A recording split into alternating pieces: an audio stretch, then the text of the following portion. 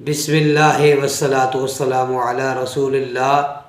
معزز سامعین، السلام علیکم ورحمۃ اللہ وبرکاتہ۔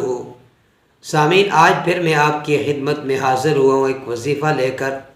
اور آج کا جو وظیفہ انتہائی اہم ہے اور 27ویں رجب اس حوالے سے یہ وظیفہ ہے، اور بالخصوص 27ویں شب کے حوالے سے ہے، اور اس کو شب معراج بھی کہا گیا، چونکہ اس رات کے اندر آقا علیہ الصلوۃ والسلام کو رب کائنات نے اپنے قرب میں بلایا اور اپنے دیدار سے آقا علیہ الصلوۃ والسلام کو مشرف فرمایا، اور میرے اور آپ کے آقا علیہ الصلوۃ والسلام نے رب کائنات کا اپنی سر کی آنکھوں سے دیدار کیا۔ تو اس رات کے حوالے سے میں آج آپ کو عمل بتانے جا رہا ہوں۔ تو اس سے پہلے گزارش یہ ہے کہ میرے چینل کو سبسکرائب کر دیں اور بیل آئیکن کے بٹن کو بھی دبا دیں تاکہ ہمارا رابطہ قائم رہے، اور ویڈیو کو بھی لائک کر دیجیے گا۔ سامعین، اس رات کے اندر آقا علیہ الصلوۃ والسلام نے ارشاد فرمایا، جو شخص اس رات کے اندر عبادت کرتا ہے، کوئی عمل کرتا ہے،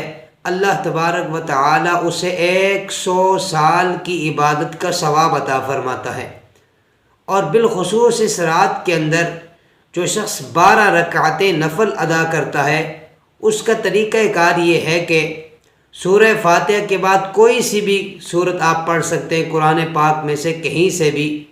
اور ہر 2 رکعت کے بعد سلام پھیرنا ہوتا ہے۔ جب 12 رکعتیں پوری ہو جائیں تو اس کے بعد آپ نے سبحان اللہ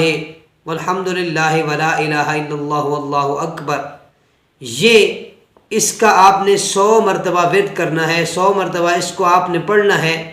اور اس کے بعد استغفار کرنی ہے، وہ بھی 100 مرتبہ، اور پھر حضور علیہ الصلوۃ والسلام کی ذات والا شان پر درود پاک پڑھنا ہے 100 مرتبہ۔ یہ سب کچھ پڑھ لینے کے بعد اپنے ہاتھ اٹھا دینے ہو، رب کی بارگاہ میں دعا کرنی ہے،